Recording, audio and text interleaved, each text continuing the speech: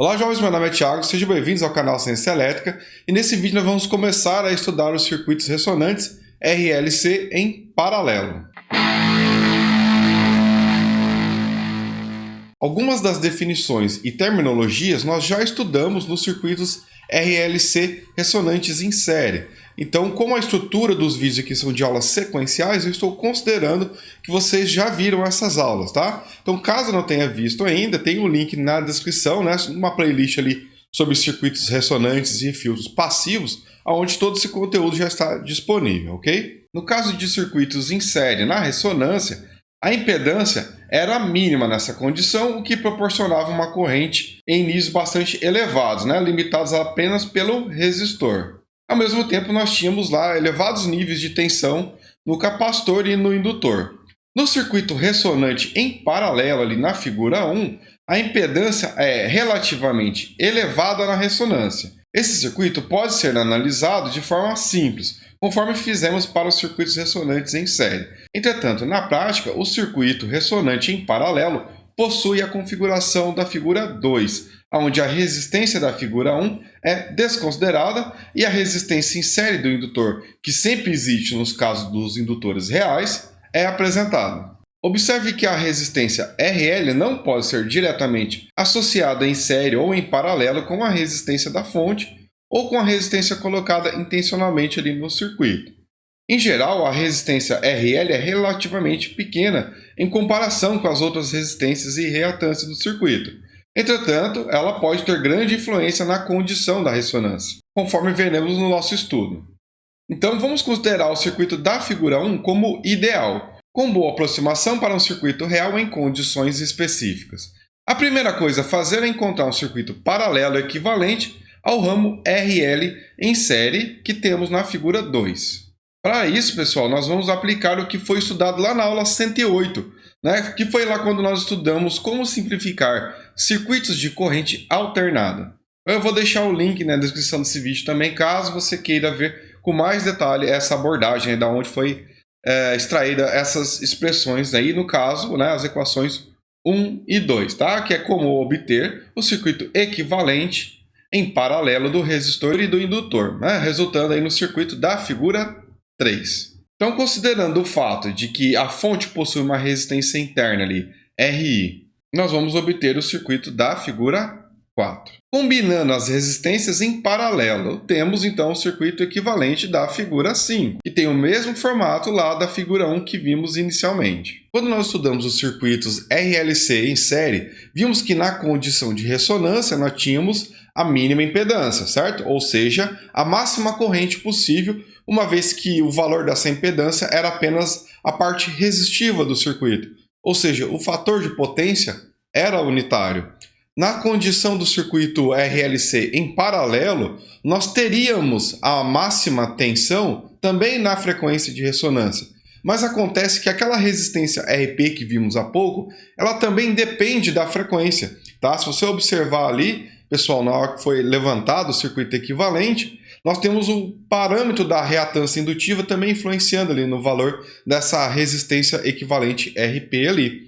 Ou seja, se a frequência ali vai influenciar no valor de RP, nós vamos ter condições diferentes de ressonância para o caso do fator de potência unitária e para o caso da máxima tensão possível, ou seja, para a impedância máxima do circuito, tá? Então, pessoal, nós vamos estudar esses dois casos com índices diferentes para as condições de ressonância. Começando pelo fator de potência, para o circuito visto na figura 5, temos a admitância total calculada conforme a equação 4. Para que o fator de potência seja unitário, a componente reativa deve ser nula, conforme mostra a expressão 5. Então, substituindo a reatância indutiva da expressão 2 na equação 5, resulta na equação 6. Observe agora o desenvolvimento matemático, onde as reatâncias são escritas usando a velocidade angular para que assim seja possível isolar a frequência. Multiplicando o numerador e o denominador do argumento da raiz pela razão C sobre L, vamos chegar na expressão 7. Se você lembra agora do nosso estudo sobre circuitos ressonantes, temos que 1 sobre 2π raiz de LC é a frequência de ressonância, quando as reatâncias indutivas e capacitivas são iguais. Então podemos expressar a frequência de ressonância para o fator de potência unitário conforme a equação 8. Note que, diferentemente do que acontece lá nos circuitos ressonantes em série, a frequência do fator de potência unitário depende da resistência em série do indutor. Se você parar para analisar o fator que multiplica a frequência Fs, verá que esse fator é menor que 1. Isso faz com que a frequência de ressonância de fator de potência unitário é menor do que a frequência de ressonância Fs. Outra análise pode ser feita lá na equação 7. Conforme a resistência série do indutor tende a zero, as frequências de ressonância tendem a ser iguais. Agora vamos considerar o caso da máxima impedância possível para o circuito ressonante em paralelo, tá? Bom, considerando que nós estamos ali com a frequência, na frequência de ressonância para o fator de potência unitário, nós vamos ter que a impedância ela é bastante elevada, mas ela não chega a seu valor máximo. Isso porque a resistência RP, né, do circuito ali da figura 4, ele depende da frequência. Conforme mostra a figura 6, a frequência para a qual a impedância é máxima é um pouco maior do que a frequência de ressonância de fator de potência unitário. Para determinar a frequência de impedância máxima, basta derivar a expressão da impedância em relação à frequência, igualando o resultado a zero, obtendo assim a expressão 9. Essa expressão é semelhante à expressão 8. Como o argumento da raiz quadrada da expressão 9 é sempre maior que o correspondente da expressão 8, a frequência de ressonância de máxima impedância é maior do que a frequência de ressonância de fator de potência unitário e menor que a frequência de ressonância de reatâncias capacitivas e indutivas iguais. Agora que sabemos a frequência de máxima impedância, podemos determinar o módulo e a fase da impedância total na condição de ressonância conforme a expressão 10. Vamos ver então um exemplo numérico. Para o circuito ressonante em paralelo visto na figura 7, com a resistência interna da fonte ali infinito, né?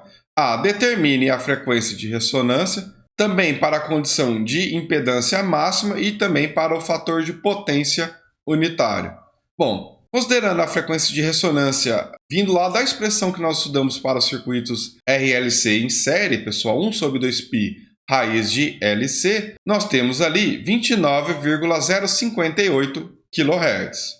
Considerando agora a expressão para a frequência de máxima impedância do circuito, nós vamos ter ali 28,57 kHz. Então, olha ali uma frequência um pouco menor do que a frequência de ressonância, considerando apenas os valores ali da indutância e da capacitância.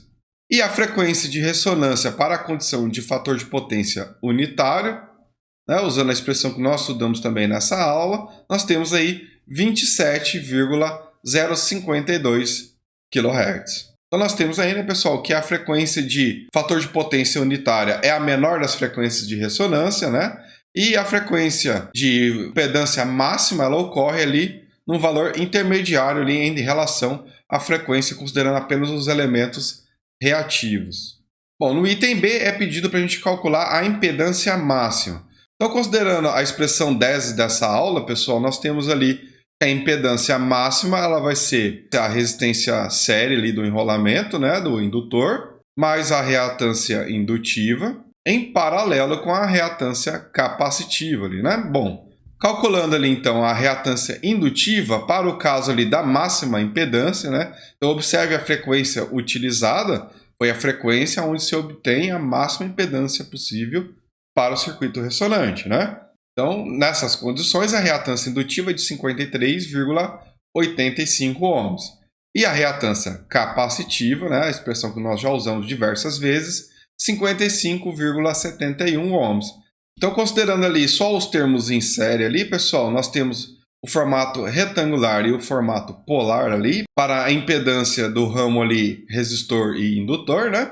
Então, a impedância máxima, considerando a frequência de 28,57 kHz é de 159,28 ohms, com um ângulo de menos 15,07 graus. Tá, então, pessoal, a impedância máxima para esse circuito. Bom, agora é hora de vocês treinarem esse conteúdo, né? Faça o download da lista de exercícios, o link está na descrição desse vídeo. Tenta resolver a lista e depois eu vou subir um vídeo para vocês conferirem os resultados, tá? Você vê aí como está a sua performance com relação a esse conteúdo. E se esse vídeo te ajudou então nos teus estudos, deixe o seu like e verifique se você está inscrito no canal, né? Ative as notificações para ser avisado sobre as próximas aulas. Fique à vontade aí para deixar alguma crítica, dúvida ou sugestão na área de comentários. Forte abraço e até logo!